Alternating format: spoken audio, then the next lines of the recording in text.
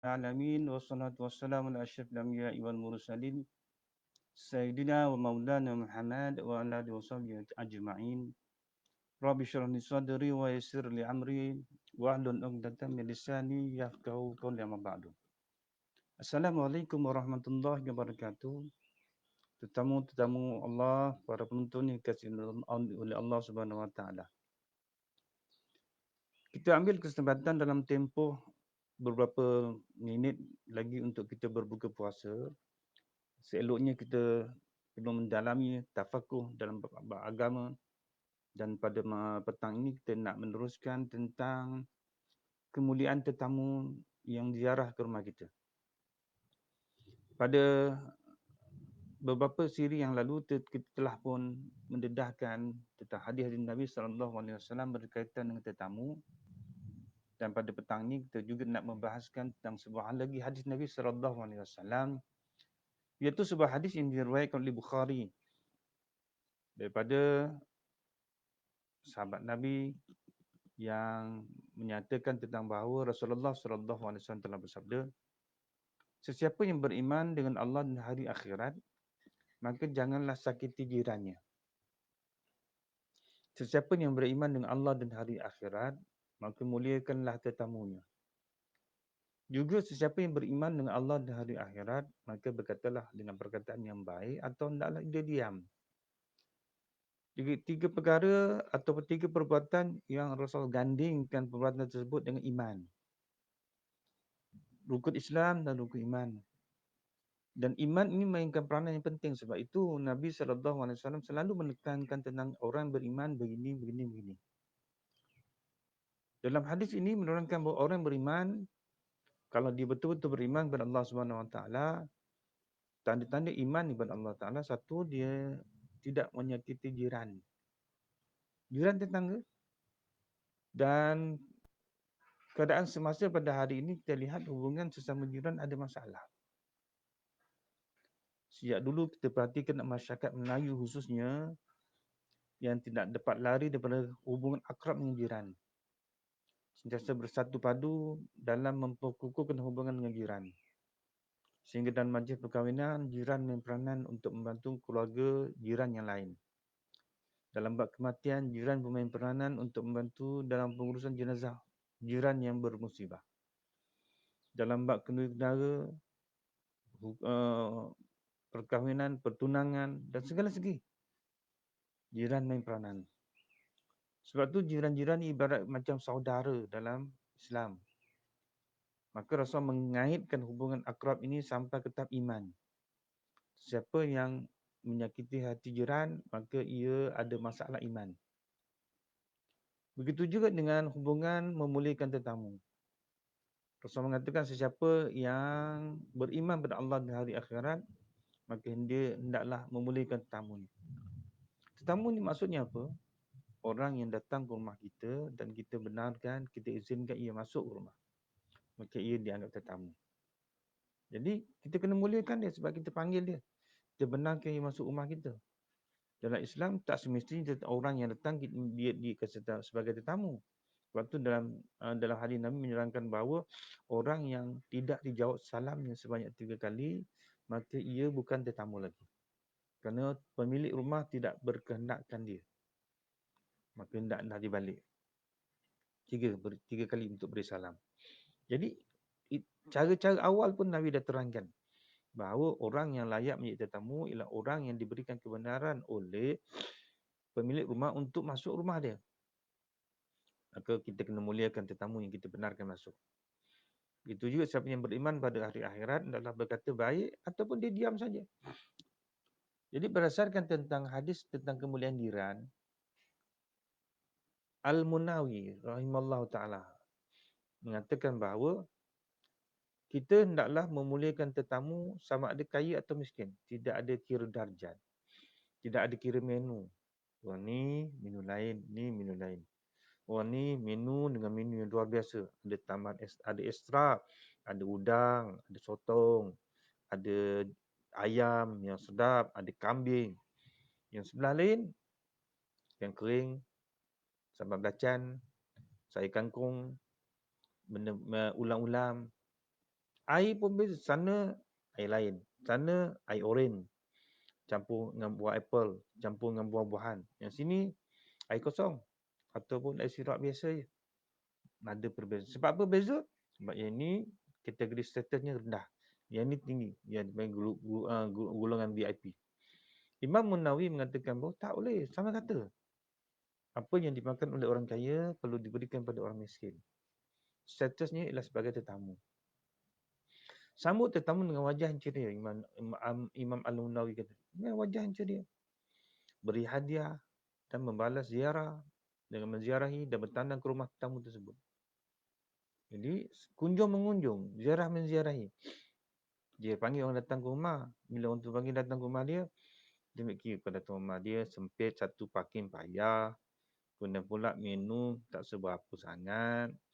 Kemudian pula perhiasan dalam rumah tak menarik. Tak payah. Yang tu sana lagi kita pergi sebab layanannya, makanannya, masakan, menu dia, luas rumahnya, aircon lagi. Wah, ini kita kena pergi. Ini kita kena pergi. Jadi Imam Munawi kata tak boleh. Ziarah menziarahi itu satu perkara yang baik di sisi Islam. Tetapi berbezakan status ziarah ini yang tidak baik. Sebab tu Imam Nawawi rahimallahu taala dan para ulama, jumhur ulama lain mengatakan bahawa melayan tetamu adalah sunnah. Apa sunnah dengan sunat? Sunat buat dapat pahala, tak buat rugilah. Sunnah kita kena ikut. Man raghiba an sunnati falaysa minni. Siapa yang bencikan sunnahku maka dia bukan umatku. Ni kita hal sunnah ni. Dia berkait dengan hubungan akrab dengan Nabi SAW. Ini bukan berkaitan dengan hukum, tapi berkaitan hubungan akrab dengan Rasulullah SAW. Jadi melayan tetamu ini adalah sunnah. Sebab Nabi buat, apa yang Nabi buat kita kena ikut. Jika seorang bertandang ke rumahnya dan tidak ada mudarat baginya, sunat baginya melayan tetamu tersebut. Kiranya mudarat, tak bolehlah. Apa mudarat? Mungkin dia emergency. Tamu dalam keadaan dia perlu keluar segera. Emergency. Dalam keadaan dia ada urusan lebih penting. Atau dalam keadaan dia ada musibah. Tetamu pula tu buat tak faham pula. Main sondol masuk je. Orang tu kata saya ada urusan penting. Tak apalah. Ini penting lah. Tapi saya datang kena layan lah. Jadi bab seperti ini kena faham. Kena ada kompromi. Sebab tu ini dirujuk dalam kitab Majmu' Syarah Al-Muhazzab yang dinyatakan oleh Imam Nawawi rahimahullah ta'ala. Oleh kerana itu, dalam kesempatan yang ada tani, elok kita membahaskan atau menghuraikan tentang adab-adab yang perlu dipatuhi khususnya bagi mereka yang datang ke rumah orang. Ini cerita tentang orang menyambut tetamu. Bagaimana adab tetamu itu sendiri? Kita tengok orang menyambut tetamu, orang boleh kata tetamu mesti dimuliakan, tetamu kena dihormati, tetamu kena layan dengan baik. Tapi adab sebagai tetamu tu apa dia? Ada juga adab, bukan tak ada adab. Hanya orang yang pemilik rumah saja yang perlu layan, tapi tetamu mempunyai hak ataupun tetamu perlu melaksanakan tanggungjawab tersebut. Apa tanggungjawab pertama?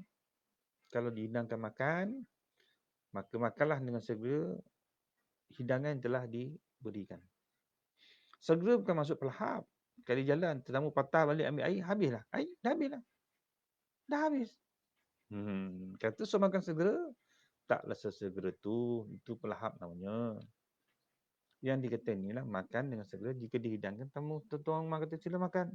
Dia buat makan. Makan tak payah nak tanggung dulu, rehat, buat sembang, buat apa. Nanti dulu kita sembang-sembang. Tak. Hidang maknanya makan. Dia berikan makanan dan minuman. Itu adab kita. Makan dengan segera. Sebab tuan rumah ada urusan lain. Ada urusan yang lebih penting. Jarah orang tak boleh lama-lama. Paling lama pun Nabi kata 3 hari je, 3 malam. Paling lama, 3 hari, 3 malam. Lagi cepat, lagi bagus. Yang kedua, tidak meminta-minta hidangan atau perkara-perkara yang boleh menyusahkan tuan rumah. Ada menu lain pula. Tetamu pula menjadi macam pengunjung kedai restoran mamak. Atau restoran-restoran lain. Takkan ni je, air je, lain-lain tak ada ke? Lauk ni je ke? Buatlah lauk. Sebelum datang rumah orang yang kita nak kunjung, kita beritahu, aku nak makan benda ni. Silakan buat. Lama tak makan benda. tetamu tidak boleh menentukan apa menu. Kecuali kalau tuan rumah tanya nak makan apa, nanti datang rumah. Barulah boleh cerita. Tetapi nak pergi kunjung rumah orang, siap beritahu lah. Okey, aku datang rumah kau ni, olehkan dah lama tak datang, aku ingin nak makan lemang. Aku ingin nak makan dodol.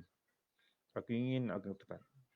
Aku ingin semua. Tuan rumah rasa, aduh, lagi beban ni. Menambahkan beban dia lagi. Nak kena pergi siap, nak kena cari lemang kat situ. Dodol mana pula ada, nak cari ketupat lah macam-macam. Jadi adab tetamu ialah tidak meminta-minta hidangan. Atau perkara-perkara yang boleh menyusahkan tuan rumah. Yang kedua. Yang ketiga. Jika dijemput, beritahu terlebih dahulu kepada tuan rumah berkaitan siapa yang akan datang dan berapa orang yang akan datang. Adab. Jangan tuan rumah beritahu saya nak datang rumah awak, nak datang rumah ni. Jadi saya nak datang dalam pukul 5. Tuan rumah bayangkan seorang dia je. Tengok datang 10 orang. Terkejut tuan rumah. Aduh, nak cakap takkan tak boleh. Awak beritahu seorang datang masuk seorang, yang 9 orang duduk luar. Tak boleh lah. Sebab sebersalah tuan rumah nak kata begitu. Oleh kerana itu, kalau beritahu seorang, seorang. Kalau beritahu 2 orang, 2 orang. Kalau beritahu 4 orang, 4 orang. Kalau beritahu satu keluarga. Jangan offer orang lain pula. Jom kita datang masuk polan tu. Kita, ya. Tuan rumah prepare makanan untuk 5 orang. Yang datang sampai 18 orang. Takkan tuan rumah nak halau. Isi tuan rumah akan kata, apa ni bang, kawan apa ni? Kan kata gini, penat dah, saya tak tahu apa. Nak hidang apa lagi dah? Susahkan tuan rumah. Siapa yang tak dijemput, jangan datang. Udah sebaik mana pun jangan datang. Yang kata, dia terlupa kot nak jemput aku ni, jadi aku kena datang. Terlupa kot, bukan terlupa kot, memang dia tak jemput langsung. Istilah terlupa tak ada, memang tak jemput langsung. Kecuali kalau dia ingat, dia akan telefon. Kau ikut sekali datang kali. Tak. Jangan sangka baik sangat. Dia terlupa tu ikut aku ni. Kau jemput aku. Aku join sekali. Kawan-kawan, kau nak join tak rumah ni? Ada jemputan ni. Dia jumpa kita. Takkan dia nak halau kita. Jom kita datang dia. Dah, seorang. Masuk dalam Facebook. Satu kampung datang. Tak terkejut buruk tuan rumah.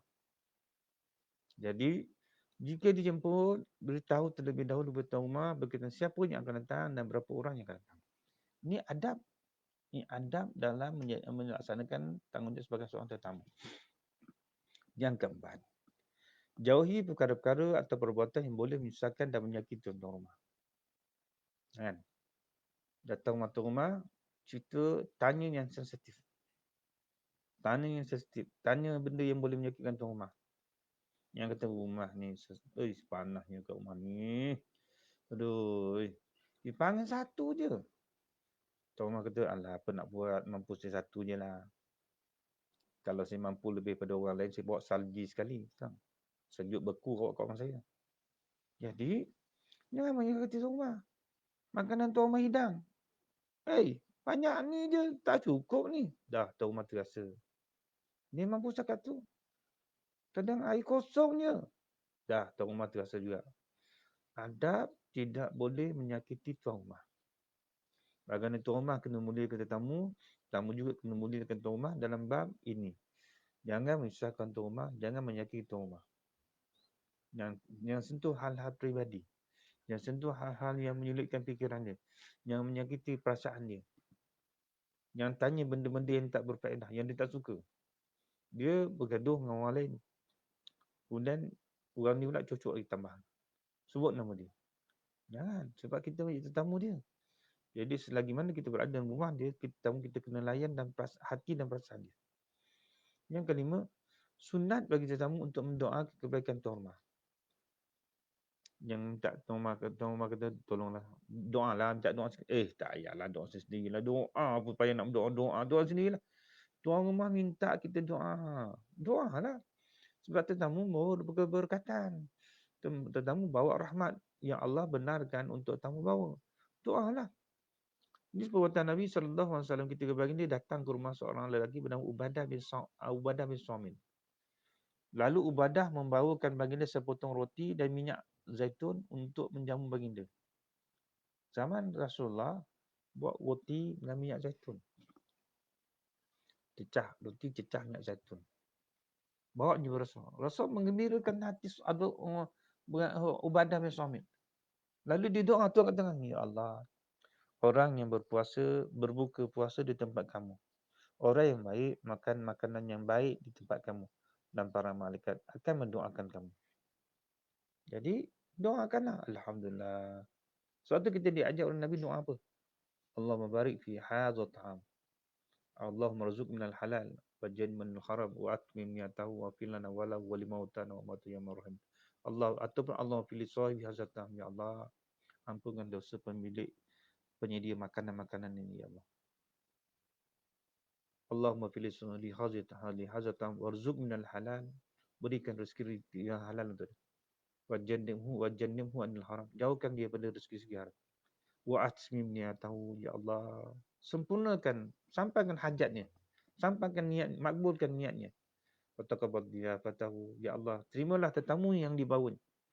Wa ufilana wa ampunkan dosa kami dan dosanya, Allah. Wa ufilana wa limautana wa matahu, ya arhamar rahim, ya Allah, kalau sekiranya kami mati dalam keadaan yang diampunkan dosa.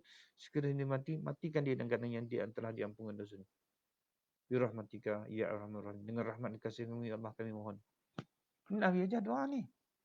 Doa untuk menghargai orang yang menghidangkan makanan.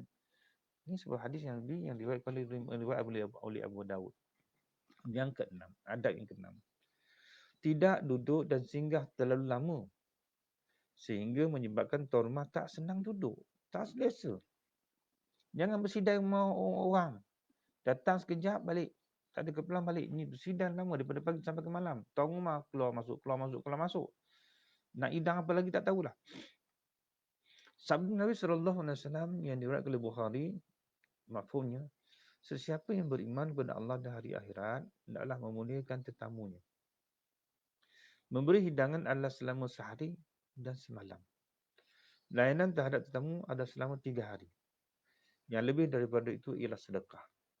Tidak boleh bagi tetamu untuk duduk lama sehingga tuan rumah mengeluarkannya. Jadi Nabi ada hadis yang menjelaskan tentang tempoh masa. Jadi kalau kita ziarah orang, yang ambil masa lama.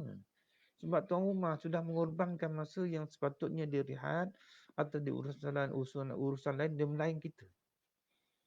Dan kita pandang-pandang orang Melayu punya sifat, masalahnya ialah dia tak tergamak untuk cakap, untuk keluar, sila keluar. Dah tempoh dah tamat, saya pun ada usaha lain. Tak tergamak orang Melayu. Orang Melayu berharapkan supaya tetamu faham. Tetamu pula buat tak faham dan memang tak faham. Tuan rumah dah gelisah duduk sini, tengok jam. Tetamu pula kata, tengok jam. Tak payah tengok jam, saya boleh beritahu jam berapa. Tetamu dia tengok jam sebab mungkin dia ada urusan lain yang lebih penting. Mungkin nak ambil anak yang baru sampai di asrama, sampai anak perempuan yang baru sampai di stesen bas, yang dia perlu ambil. Tapi oleh kerana tetamu sampai, dia nak halau tetamu, nak keluarkan tetamu susah, dia tengok jam. Tetamu faham. Oh, minta maaf, saya ni pun dah lama dah di sini, kena baliklah urusan. Orang tuan rumah kata, tak apa. Biasalah orang Melayu. Tuan rumah, tak apa tu. Tak apa. Duduk lagi lama. Tuan orang Melayu ni berbudi bahasa. Bila sebut tak apa, jangan tu duduk. Sebab dia berbudi bahasa. Jadi, tak apa. Ada kesempatan lain kita jumpa lagi. Alhamdulillah, terima kasihlah atas hidangan ni. Doakan baik. Dan urusan tuan rumah semakin baik. Jadi, itu adab. Jangan duduk lama. Yang ketujuh. Pilihlah waktu yang sesuai untuk datang orang. Tetapi jika ada keperluan yang mendesak, boleh minta izin nak datang buat apa. Cuma jangan datang waktu orang sedang ada urusan penting. Waktu tak sesuai sangat. Nak maghrib baru nak sampai. Lepas subuh dah ada muncul muka dia. Tuan rumah baru nak berehat, lepas zuhur dah datang dah. Rasulullah kalau nak ziarah, Rasul akan ziarah lepas asar. Ziarah sejak lepas asar. Jadi sebab waktu asar waktu rehat. Lepas tu hadis Nabi SAW menyatakan bahawa sesiapa yang melepaskan saudara mukmin daripada kesusahan di dunia, maka Allah akan melepaskan kesusahan pada hari kiamat.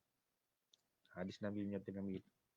Jadi kesimpulan yang kita nak terangkan di sini ialah tentang adab-adab sebagai tetamu.